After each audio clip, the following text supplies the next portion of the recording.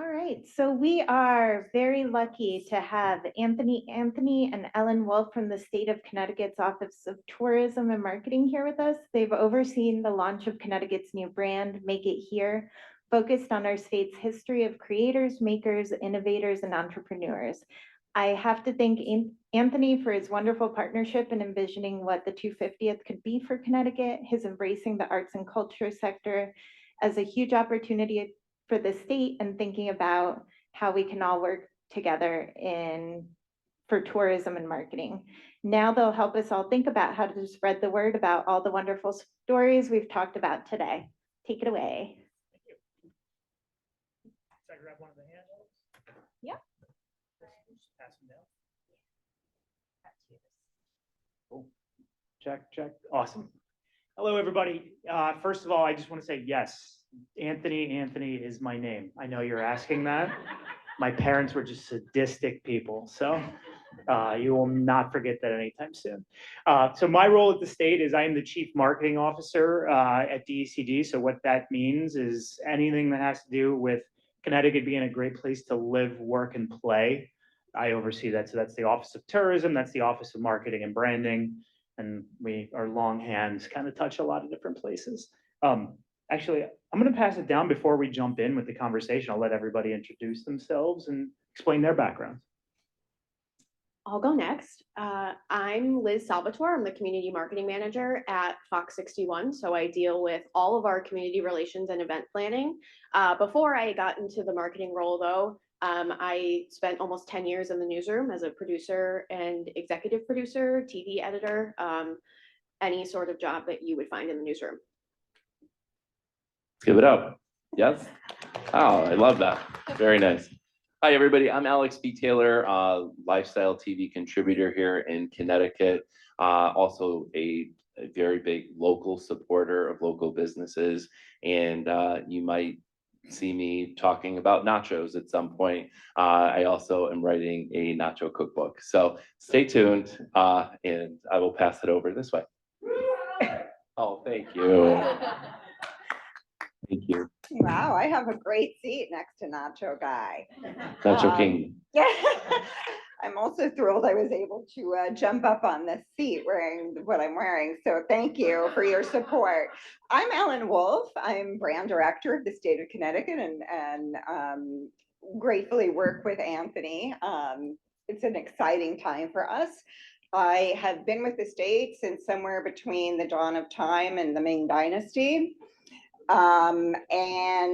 Before this position, I was in the film office, the Connecticut film office, and prior to that with, who was I with? Sesame Street and Martha Stewart and WWE. So you can see my descent into darkness.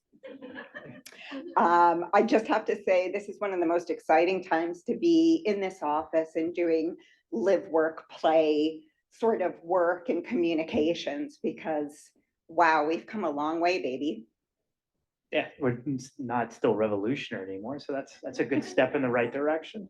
Maybe not for America 250, but hey, actually, Alex, when I talk about rebranding the state, I think maybe we should rebrand your name from Nacho King, because this whole idea of kings and monarchs, that's kind of the whole point of America 250.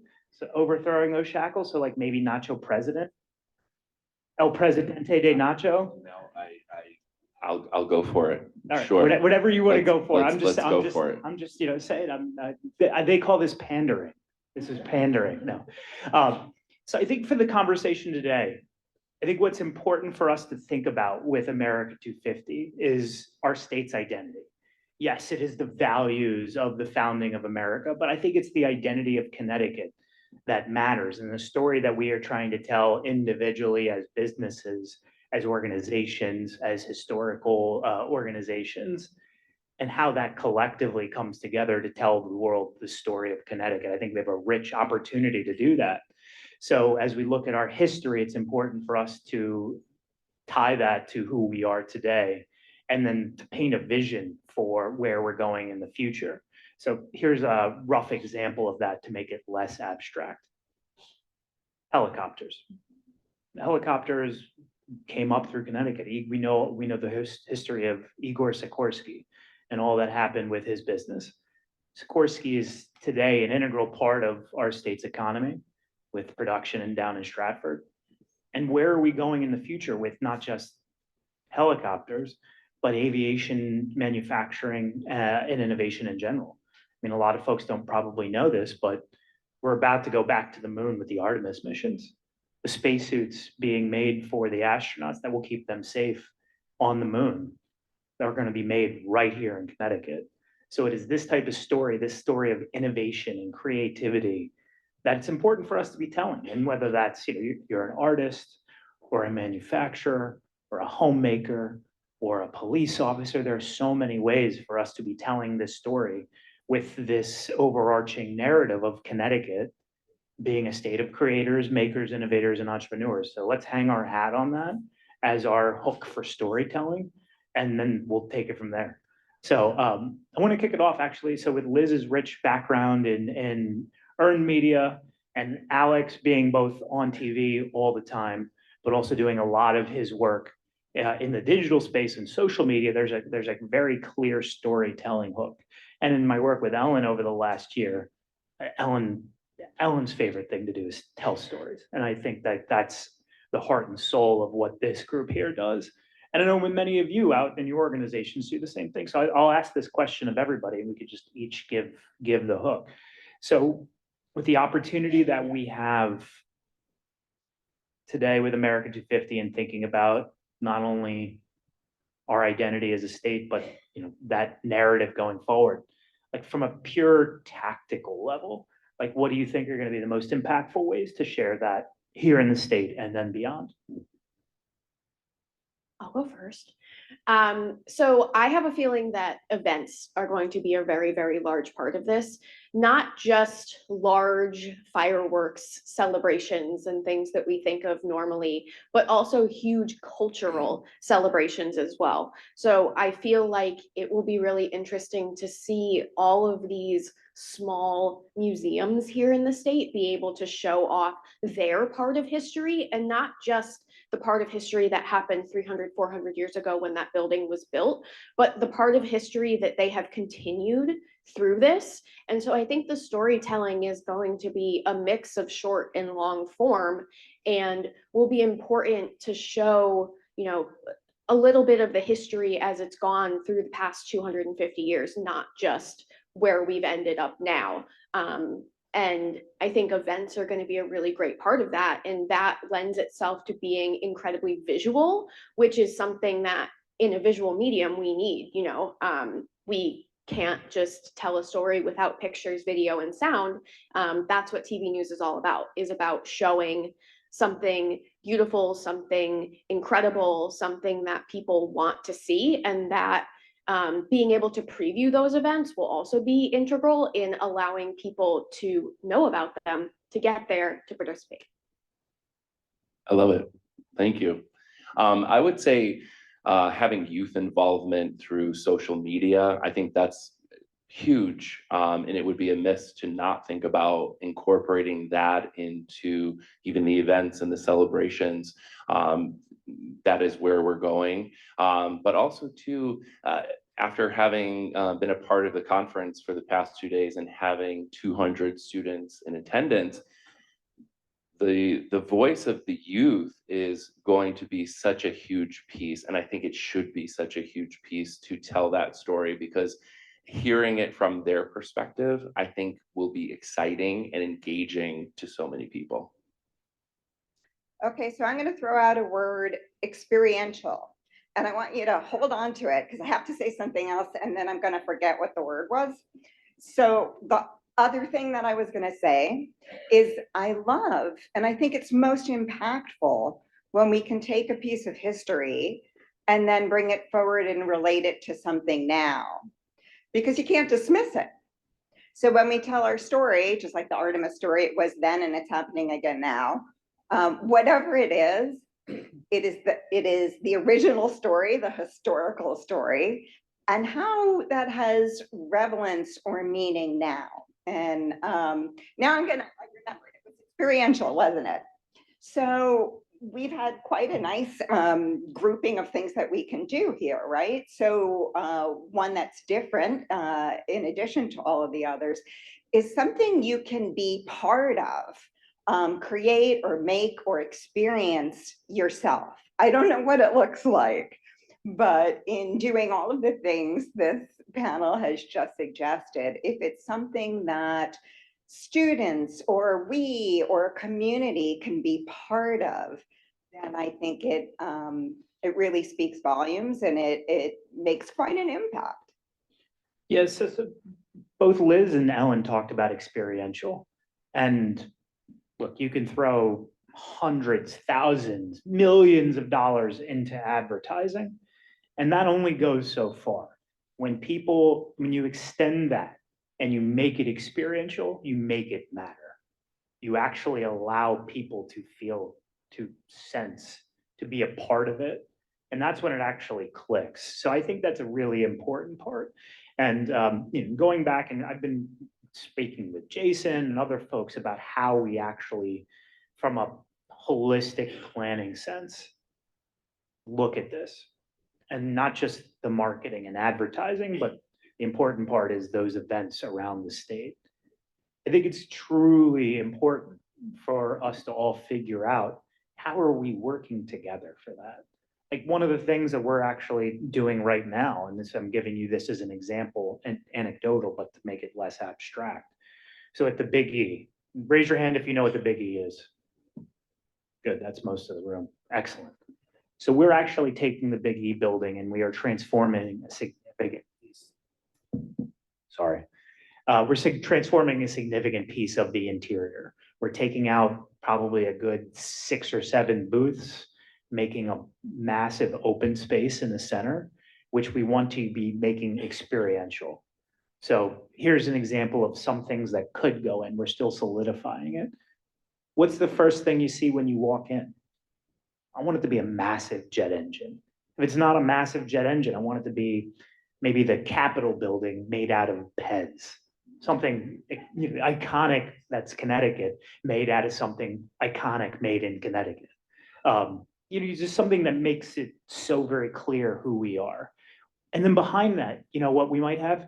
Maybe we have our friends from the New England Air Museum who maybe they have a flight simulator. And over here, it's the Mystic Seaport. Hi. Maybe they're going to be back there and they have this great little, one of the many buildings on their campus. Kids can go in and make their own boats that they can go and put in water and they actually float. It's this kind of thing that is experienced. This is what makes history come alive. These are things that make Connecticut come alive and the people actually remember, and it, in a meaningful way, who we are as a state and our identity is solidified as makers. So that's what I mean when I say experiential. And I think you're hearing from all of us a very common theme in this is like, sure, we can have a great story. We have a great story to tell about our past leading to our present and to our future. But if people can't make that story their own, it's just going to fall on deaf ears. So again, kind of talking about this from a tactical perspective. Can you guys give me, Ellen talked about relevance. Give me an example of what you think is a way of making history relevant to people today. I mean, there's a lot of different ways that can come to life, that to get experiential. Maybe it's telling a story about, actually, I remember this from I met the executive director of the Hillstead Museum in the past few weeks, and she was telling us about how there's a sheep farm there. And historically it was a sheep farm, but they have an upcoming event, which is about sheep shearing. So how is that relevant today? Well, I mean, you talk about wool, you talk about the materials that come from sheep. It's like, yeah, most of it, what you wear today, that comes from some sheep's wool. So, I mean, that type of thing is making it relevant.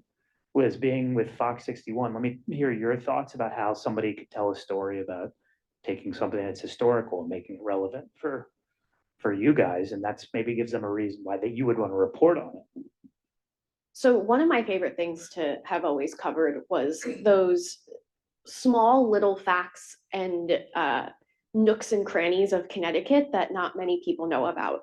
And when you travel outside of the cities and go to these small towns and hamlets, and we all know there's 169 of them around here, you find these small little stories and these connections. And I think I grew up here in Connecticut thinking Connecticut sucked. And I think that there's a lot of kids in the state that think that as well. But I came back here and I got married here and I'm living my life here. And I think it's the perfect place to raise a family and to, live, work, and play, as Ellen said. And as is a brand at Fox 61, just a plug there. And so I like to find out those cool little facts about Connecticut, like the things that were made here, the things that were invented here, the people that were born here that went on to do incredible things. And I think that can be something that creates pride in the state of Connecticut that I think a lot of people don't have. And I know that Anthony and his office are working really, really hard to make happen, is to grow that Connecticut pride. And I think finding those stories, and the only way that we can find them is people telling us about them. And that's calling the newsroom, emailing the newsroom, telling us about your long lost family member who invented this incredible thing that we use every day, who did it in Bloomfield, Connecticut.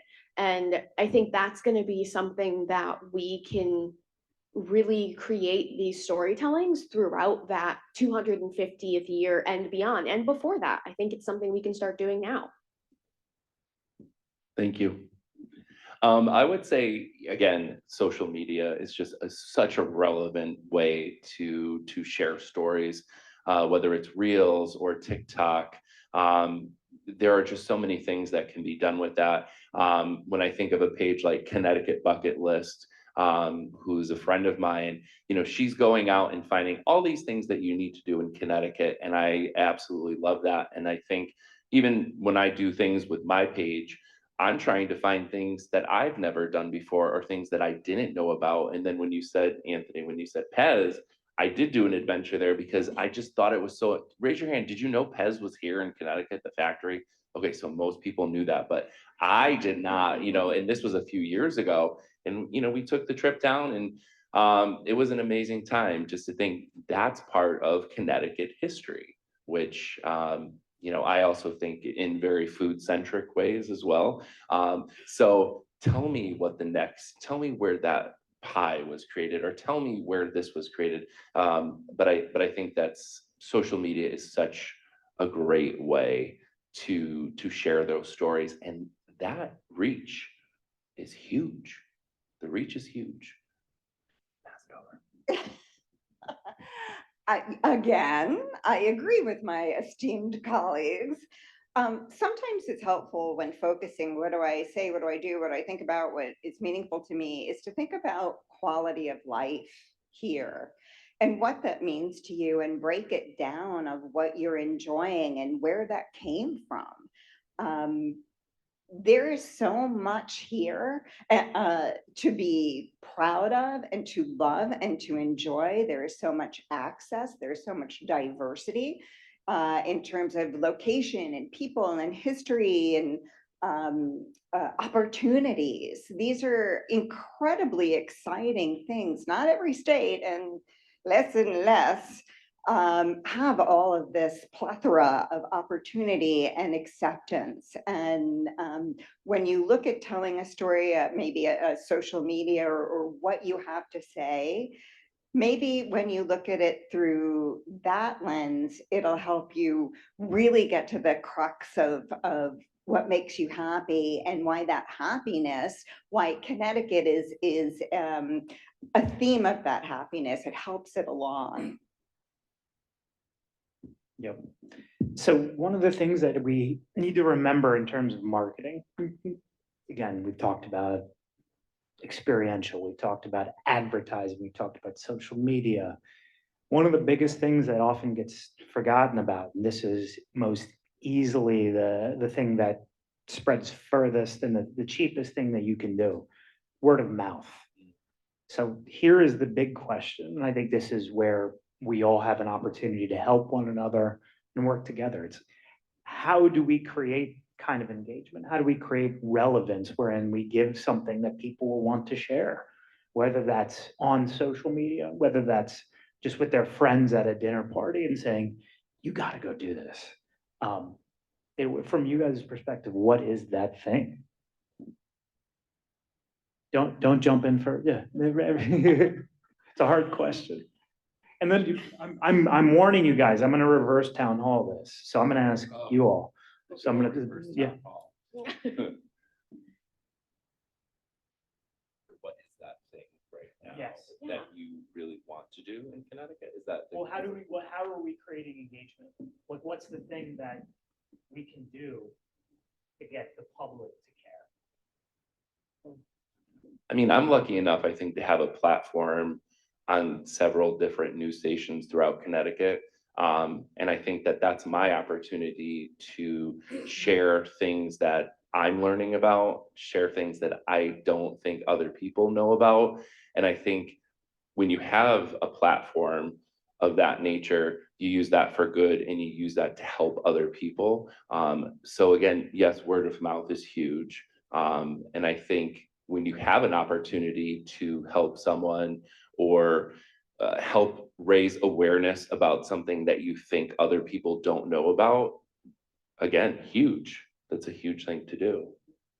If you don't have the platform or the means, you can also consider reaching out to influencers, local or otherwise, and sort of pitching or sending them your ideas or even just your pictures. There are a bunch of really terrific influencers in Connecticut that or like food and culinary experiences, or just the life in Connecticut. And know any?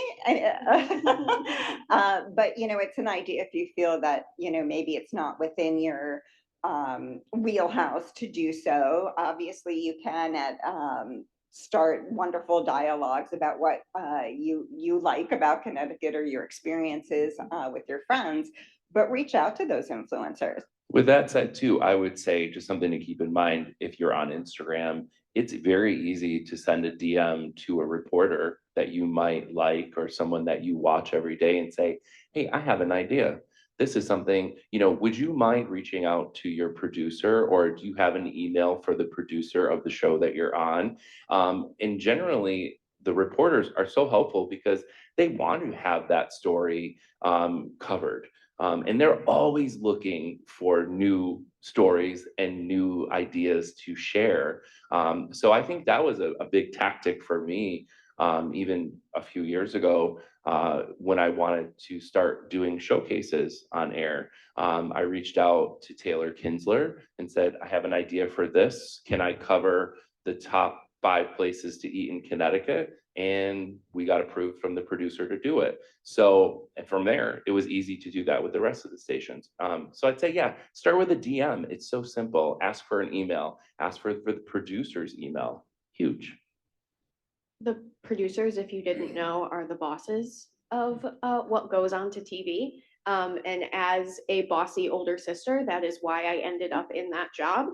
But to Alex's point, reaching directly out to people that work in the news, it's perfectly fine. They don't care as long as you're respectful and don't comment on their feet or what they're wearing or things like that. They want to hear from you all. And that's also why we hire such diverse candidates within the newsroom. My newsroom in particular is incredibly diverse, whether it's where people are from, what they believe in, the color of their skin, their backgrounds. And so we are telling people every single day when they come into the morning meeting or the afternoon meeting or the meeting that happens at 2 o'clock in the morning, to bring stories from their community, from their neighborhood. And community is, it can be where you live, it can be their church or their school, it can be, the clubs or the sports that they belong to. And that's why it's so important for newsrooms to have such diverse candidates, because then they're bringing something from their neighborhood or their community that means a lot to them. And that's how we've covered some incredible stories. And then social media is another way that we've covered so many incredible stories. I mean, when I was working in the newsroom, I was in almost every single community forum on Facebook, just scrolling through regularly to look for stories. And I remember finding a story of a woman whose house had been crashed into by a car 4 times. And we helped to get speed bumps on her street to help the fact that no one was continuing to crash into her house. So that's the thing, is that there's people looking for those stories, and if you're loud enough, we're going to hear you. I would also say too, if you don't have social media, you can go to their website, because they have, each station has a news line or a tip line, something you can easily submit an email about, and that goes under consideration for a possible, or a phone call, or a phone call. Mhm. So a couple of interesting things that I want to reiterate that I just heard. I think one, diverse perspectives are very important, because I think this is applicable with history, just about with any story, is the perspective. It's like, what way are we looking at this? Because there are certain times when you can turn something on its head and kind of surprise and delight people just because you are giving a different look at something. In my before I came into public service, I used to work at marketing and communications agencies in New York City. And my first mentor always told me, he goes, I want something that is 5.67% different. And what he meant by it, the percentage didn't matter. But the point was, is it's a small percentage. It doesn't have to be 180 degrees different. It's just a small amount, and that's something that does surprise people. It gives them that sense of delight and sense of awe. And I think that goes back to what, some of these stories that we're talking about. It's like, what do people not know? When they learn something new, that gives them a sense of awe and place and experience. And that's special. And that's when you can make that deeper connection. One thing that I think of in terms of, excuse me, that type of community engagement, like from an experiential standpoint, one thing that you guys can do that we have done through the Office of Tourism at the Big E, we actually created a backdrop. So, like the step and repeat that's in the back over there that has the CSCU logos, we created a custom one, and it looks like fall leaves, but we put a neon sign on it. It wasn't overly expensive producing, it just said Connecticut loves. And I can't tell you how many people took pictures in front of it, and then it just circulates, and it's like they spread it on social media because they want to be in front of it. They're proud of that. And so by having other people talk about it, again, it spread much further. Like the money that I spent on that for the Big E was worth every red cent, because it went a heck of a lot further than if I were to buy advertising on a billboard somewhere. And it was not free, because of course it had to be produced, but it was an effective tactic. So that's just one way of doing this. I feel really lucky. I often say this, I'm a CT super fan. That is something, there's such pride. I grew up here, I was born here, and I continue to live here. And there's something really special about where we live. We're between New York, we're between Boston. This is a very special place. And yes, I am a proud CT super fan. So one thing I think it's very important for everybody to be realizing is that in this world that we live in now, where most people have one of these things and they're walking around with it, they can get whatever they want, anything they want at any point in time, whatever they're interested in. So as a result, we are all, we're kind of breaking down into tribes, so to speak. And in a way where it's like, when I say that, what I mean is it's your interest. So somebody's very interested in avant-garde art. Okay, you can find your community online. Okay, you're interested in par 5 holes on a golf course. I'm sure that there's a Reddit thread for that somewhere. You can, whatever it is you're interested in, you can find like-minded people. So think about not just our community as a state, but finding your group with whatever it is you're doing. I mean, like there are some very unique niche cultural spots in our state, whether it's small art museums, performing arts centers, historical museums. Look, there is a place for that. And you might feel like you're a very small fish in a, massive pond. At the end of the day, I guarantee you that there are people out there who want to be a part of that community. You just have to find the relevant place for it. So, one, find your people, and two, figure out even how to collaborate in your communities around you. It's like, maybe you aren't necessarily like the premier destination in a one of our, wonderful 169 different towns. But if you collaborate with others, you can figure out how to market yourselves together as a destination. And that is more powerful than just being a one-off. So that is definitely one of many different ways you can market yourselves. The other thing I want to do is give a quick plug, and this is another how-to for the future. So coming up on March 27th, that's what, a week and a half away. At 9:30 a.m., we are going to start the Connecticut Tourism Conference, which is called ConCon.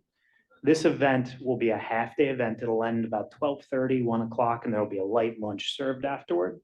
But we have several guest speakers, including Ellen and myself. The governor will be there. We have some in the know specialists coming in to give you tips and best practices on how to do things, how to market online, how to market television advertising. Again, best practices across the board. So I think it's going to be a valuable experience for everybody to be a part of that. And you can get tickets through the Bushnell, and we intentionally made them affordable at $35 as opposed to previous years where they were closer to 100. So would love to see you all there, and you'll get a lot more useful information. March 27th, Wednesday. Liz will be there. I will be there. Alex, you're gonna be there. We'll be there. Ellen better be there. So along those lines, I wanted to talk as a opportunity also. ctvisit.com, a tourism website, and you can find your people there. There's so many niche articles and events listed, and so it can be a source of finding what you want to talk about, perhaps even reaching out and saying, gee, I like this article. It gave me an idea for something else I'd like to hear about or know about, what have you. And you can send that information, your thoughts, what you want to hear about, what you would like more represented. And we will look into sort of creating information about that so that it'll be readily seen for anyone, for any of our 9 million visitors this year to ctvisit.com. There is also in the works, about to launch late April, a new Live Work Play website.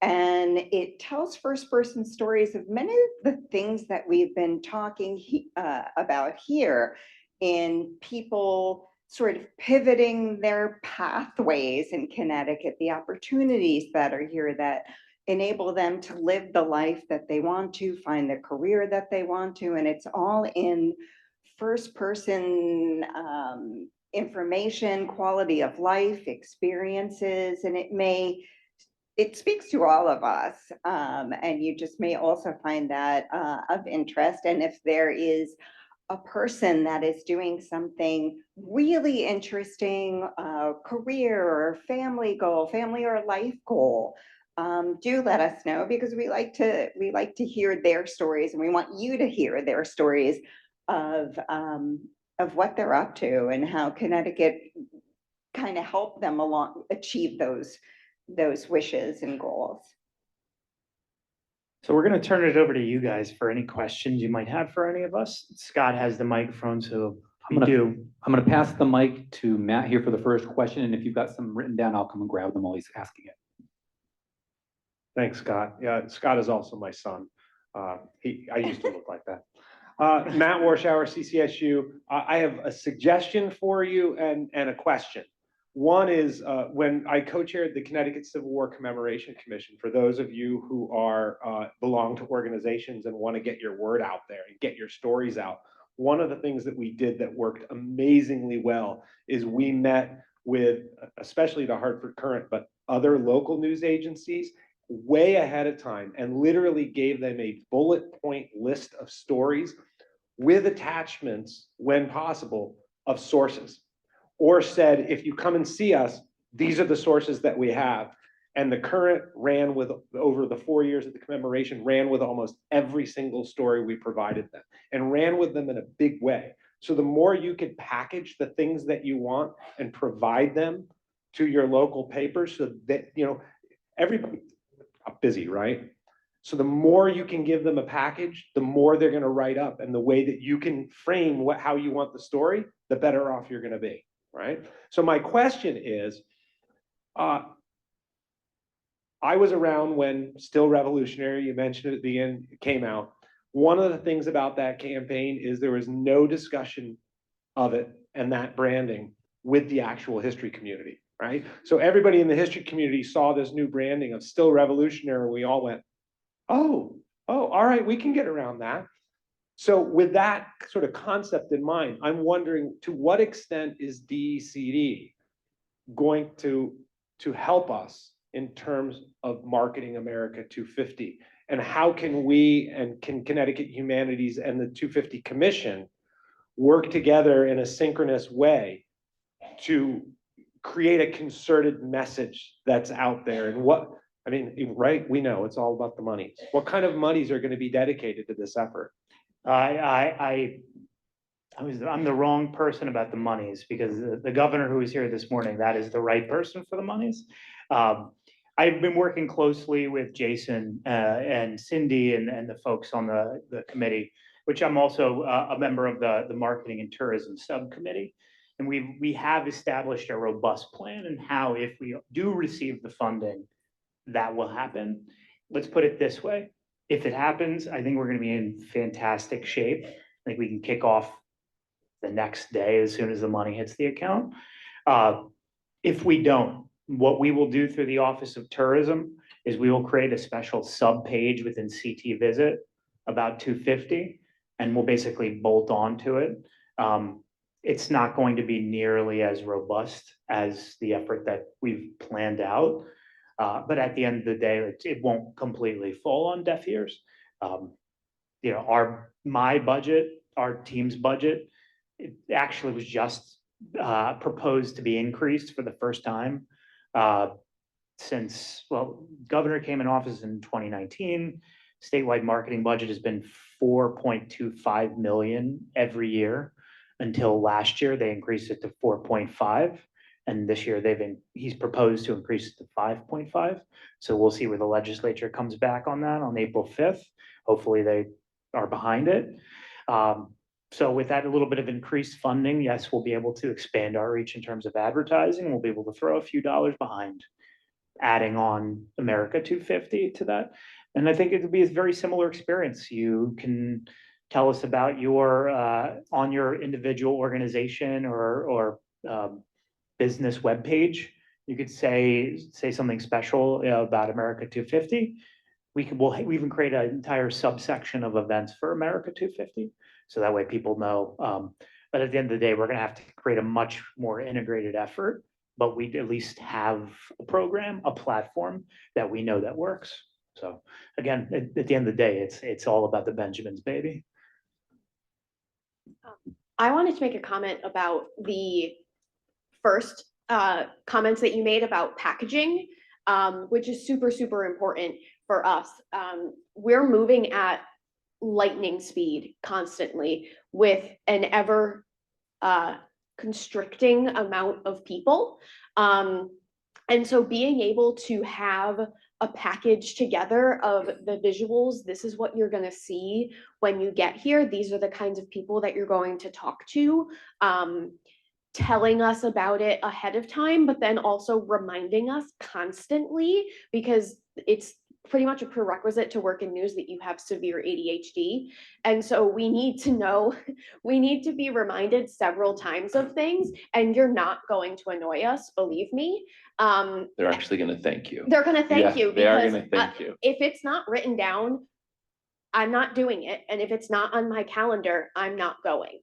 So there's no way for us to remember everything. We do our best. We have categorical systems that help us with that, but we really need your help in getting us to all of the things. And also, please, please, please be flexible about things. Sometimes things happen. And we can't get there on that day. We're late. We're early and have to leave before everything really starts, but we still want to get the story. So sometimes we're going to have to cancel on you and we're going to reschedule. Maybe we're going to do it twice, but believe us that we don't want to do that. We want to tell your story. If we've said yes originally, we want to make it happen. And so please be flexible with us. Sometimes, 2 or 3 people call out that day and there's a gigantic court case, a murder, and the highway is shut down. And we have 2 reporters to cover those 3 gigantic stories. And so sometimes we have to go to the sad things, but know that we want to go to the happier events and things as much as we possibly can. So would you suggest starting early, Yes, but also could there be like a window of cancellation, something gets canceled where they could like maybe write about it that week? Is absolutely. that possible? Yeah, and I think a lot of times things that we do also are previews of things that are happening. So for example, the majority of the interviews that are on our morning show are talking about things that are happening in a week or 2 or on that weekend. And they're previewing that event because we want people to get there. So if we're just going to your event, people are seeing it afterwards. We want to be able to tell people about it ahead of time as well.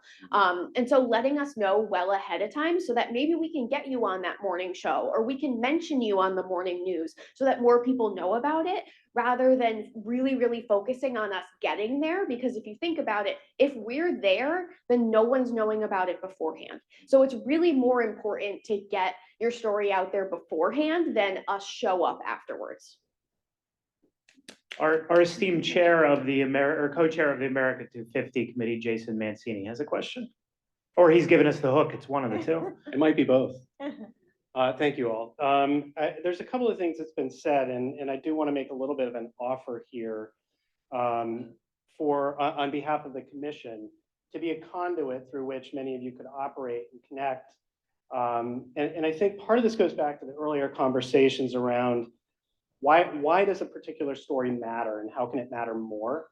So that's an invitation for all the organizations here to think about what you want to tell and how you want to tell it, and how it matters beyond your organization, beyond your community, so that it becomes relevant, to the wider audience.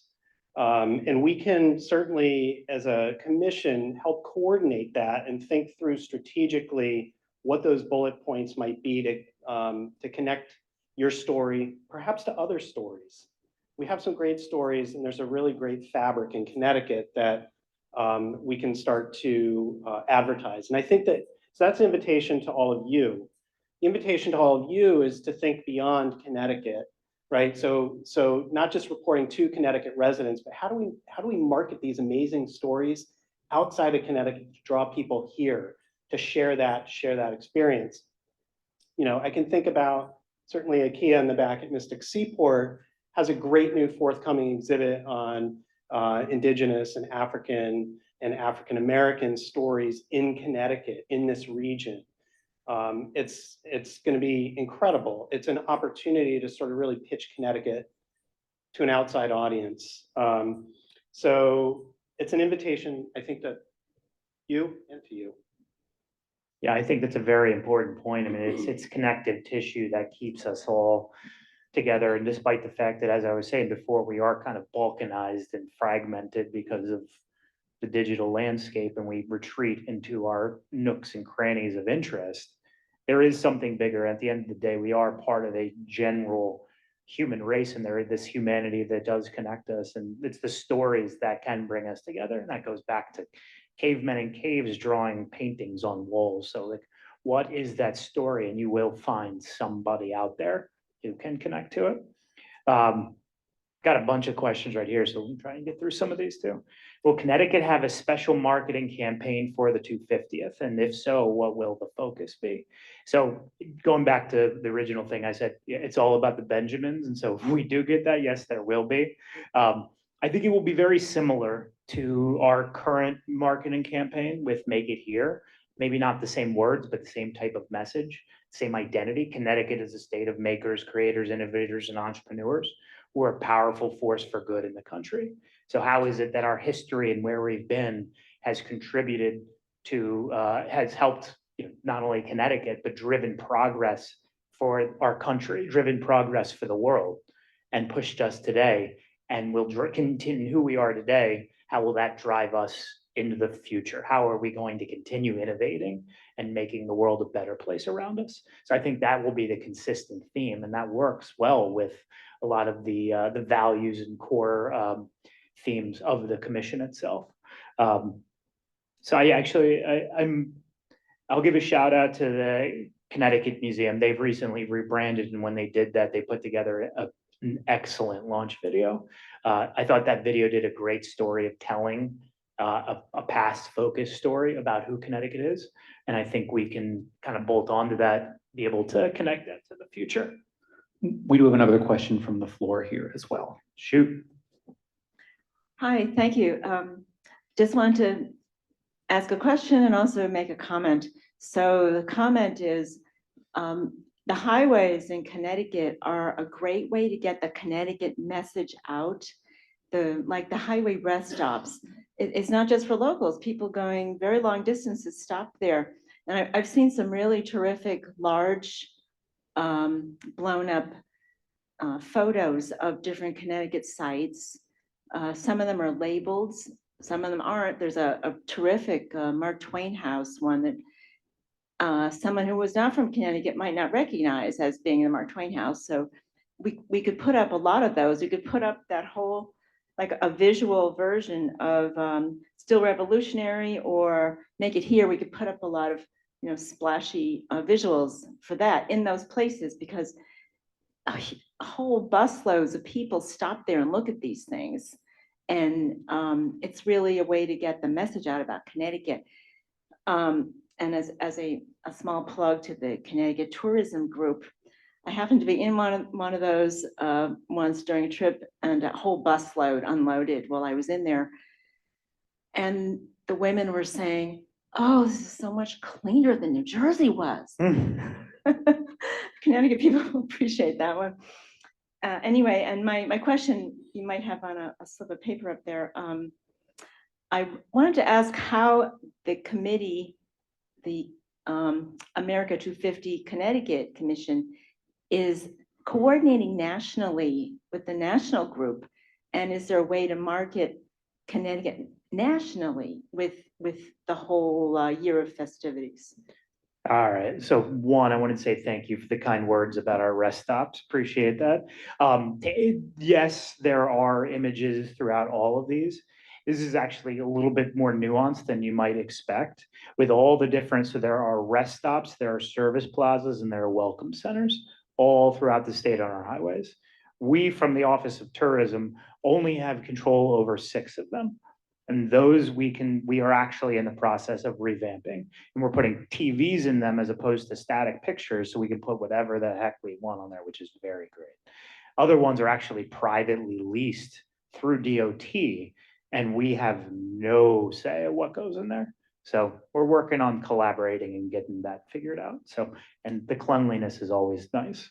For the greater question about Connecticut and America 250 as a whole, I think that's, I'll ask Jason to answer that a little bit better. My understanding is that we're really doing our own thing. This is our story. And while I think our story certainly drives America forward, to get that word out nationally, we can do it in an organic way with news stories. We can do it in an organic way with social media. We're going to do it in a way, whether we get the money or not from the state through the Office of Tourism and paid advertising, a small amount, but some. But at the end of the day, to get it further and in front of as many eyes as we can, that requires dollars. So I think the theme of this conversation with questions is we need funding. I'll just add to that, you know, we are in touch with a number of other national, other state commissions. Some of us will be down in Virginia next week at an event called Common Cause for All, which is sort of a convening of the national organization and the state commissions to address this. So we do have contacts in these other states. And so we'll be sharing our updates about what our state is doing, but there's really a fragmented approach right now. And the National Commission is not really doing a whole lot to bring it together in a more substantive way. I will say we've had some conversations about what we can do to partner with our neighboring states, Rhode Island, Massachusetts, New York, to maybe make some events that have historical relevance across more connected, so that might give us a pathway to people outside of our state to come in and learn more about us. As we learn more about it, we'll certainly work with our subcommittees and Anthony and his team to try to make hay with this. But again, down to the Benjamins. Yep. One last question was what we have time for. And will there be a statewide event date like Connecticut Open House Day? Yeah, absolutely. It makes no sense not for us to do it, especially since all it takes is coordination. I think that's table stakes. That's bare minimum. We can definitely do that. And we'll probably do much greater events throughout the year.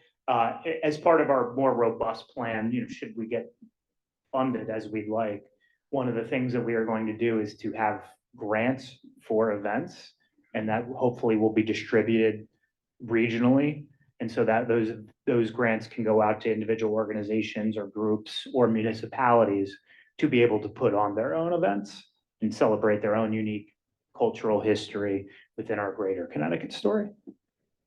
Yeah, and to build on that, this event, this 4-day conference is sort of almost a kickoff to what we're going to be doing over the next couple of years as we lead up to 2026. But we're beginning to lay the groundwork for sort of bookending the year 2026 with some pretty significant events. The things we're talking about are kickoff event in Hartford, in part sort of the usual parade, fireworks, but also a recommitment to democracy, an opportunity for every town in Connecticut to showcase its events, what they're planning to the whole state. That will be at the beginning of the summer. We'll have a concluding event in New Haven at the end of the summer with a similar sort of set of festivities in our cultural center. We are also looking to secure Tall Ships America for summer 2026. So there are lots of things in the works, and we'll continue to be building that out. But again, budgets, you know, we're hoping that the state will make this investment. There are a number of bills in front of the legislature right now. Some of us will be testifying next Wednesday. If you have particular feels about this and you want to write a letter of support on behalf of these kinds of initiatives to the legislature, please make sure you offer some testimony, written or otherwise, so that the state legislators and governor hear that this investment is important. This is the kind of thing we're trying to get a real commitment, a tangible, meaningful financial commitment to, so that we can really bring to bear everything that Connecticut is and can offer. So I think we're getting the hook, but while I will be stepping off, I'm happy to answer any other questions in the back. So that way the program can continue. But I want to say just on behalf of myself, and I won't speak on behalf of you guys, but I'm assuming they feel the same way. This was wonderful. I appreciate you all engaging and listening and being a part of this. And, you know, go Connecticut.